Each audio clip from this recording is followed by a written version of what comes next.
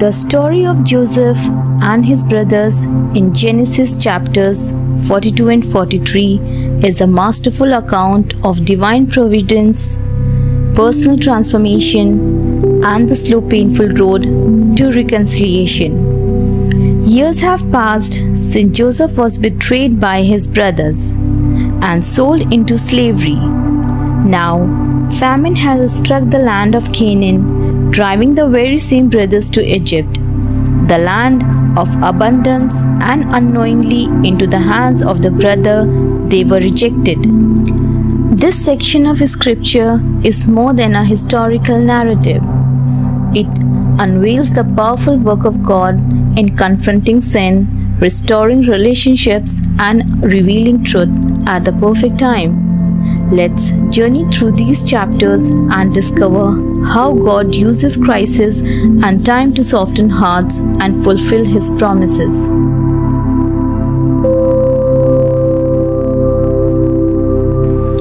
The famine in Canaan is not just a physical hardship, but it's a divine appointment.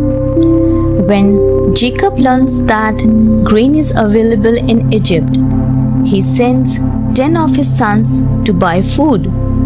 Notice the irony here.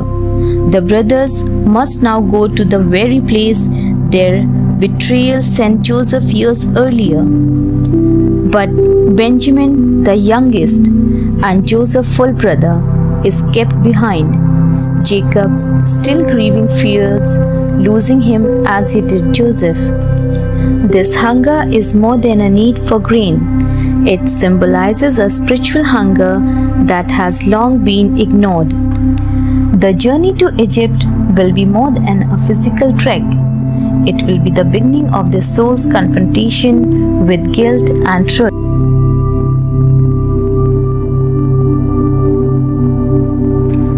As the brothers arrived in Egypt, they encountered the governor, Joseph himself, but they don't recognize him. Years and Egyptian attire have concealed his identity, yet Joseph immediately knows who they are.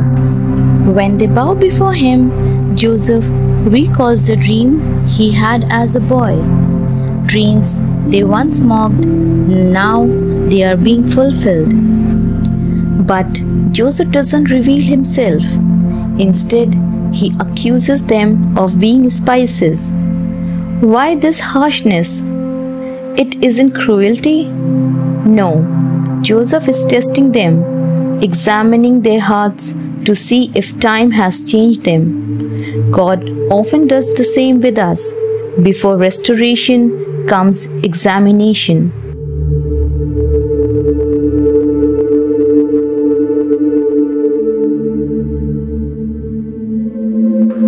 Joseph's method might seem strange, but it is wise. Confrontation often brings what's hidden into the light.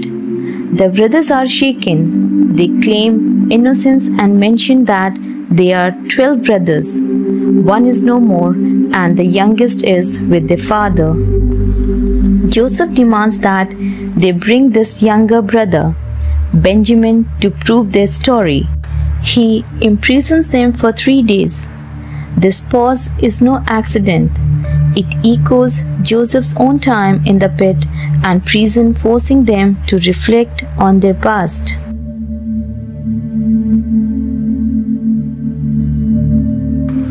After 3 days, Joseph changes the plan. He will keep only one brother, Simeon, while the other return with grain and fetch Benjamin. The change reflects both mercy and strategy. At this point, the brothers reveal their growing guilt. Surely we are being punished because of our brother. They remember Joseph's cries and their cold hearts. Reuben reminds them that he warned against the sin and now they must give an account. They don't know Joseph understands every word. They think he is using an interpreter. Joseph, overwhelmed, leaves to weep. This shows his deep compassion. Despite the betrayal, Joseph still loves his brother. He binds Simeon before their eyes and secretly returns the silver into the sacks. God is preparing their hearts by stirring fear, guilt, and awe. While on their way to Canaan, one brother discovers the silver. Now they are terrified. What is this that God has done to us? They ask. Their hearts, once hard, are now trembling.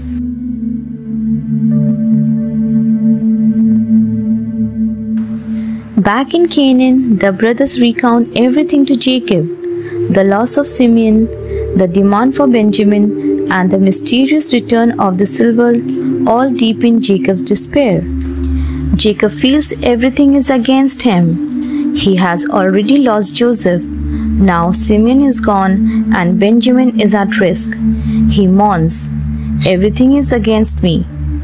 A sentiment many feel in crisis, yet in truth, everything is working for him, according to God's hidden plan. Reuben tries to assure his father, rashly offers the lives of his own sons if he fails to return Benjamin. But Jacob refuses. He cannot bear another loss. His words are heavy with sorrow. "If harm comes to him, you will bring my grey head down to the grave in sorrow."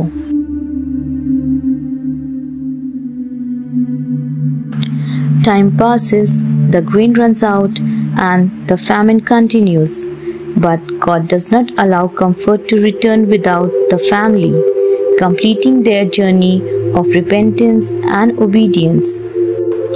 Jacob urges the sons to return, but Judah reminds him, "Without Benjamin, there is no point." It is now Judah, not Reuben, who steps forward with leadership and integrity. He pledges his life for Benjamin's. Judah's transformation is vital. The one who once suggested selling Joseph is now offering himself as a guarantee for another brother. Then Jacob finally relents. He sends them with double silver gifts for the Egyptian governor and Benjamin. He also offers a prayer of deep surrender. "May God Almighty grant you mercy as for me if I am bereaved." Here we see Jacob moves from fear to faith. Surrender is sometimes the only way forward when God presses us with impossible decision.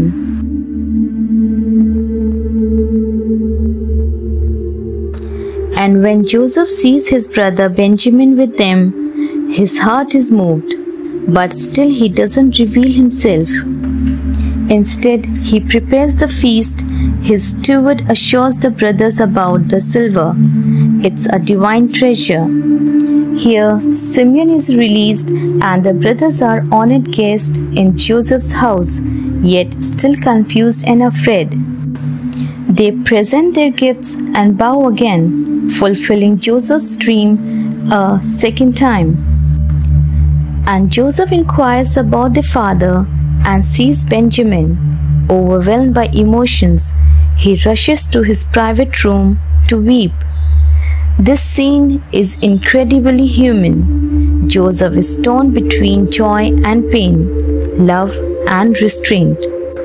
He washes his face and returns composed. The meal is served. With culture separation, Egyptians eat separately and Joseph dines alone. The brothers seated by age, which astonished them. Benjamin's position is 5 times larger, a test of their jealousy. But there's no resentment. Instead, they feast and drink freely. God's grace is at work. Healing of heart is happening, even if they don't know it yet.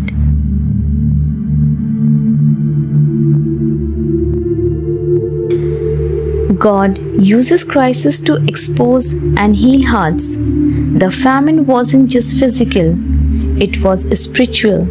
The lack forced the family to seek out Egypt, and God used it to uncover old sins and start healing. Number 2. Time doesn't erase sin, only repentance does. Though decades has passed, the guilt of selling Joseph still haunted the brothers. True repentance began when they acknowledged their sin. Number 3. Leadership grows through responsibility.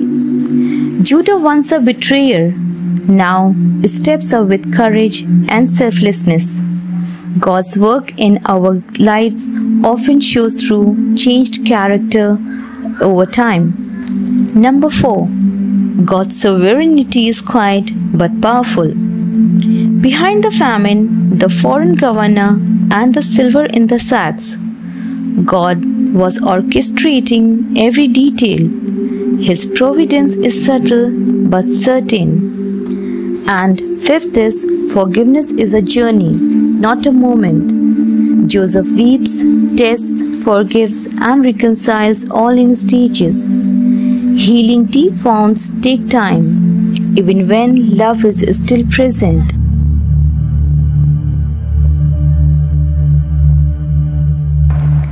The journey of Joseph's brothers to Egypt is more than a story of hunger and grain. It is a story of redemption and grace.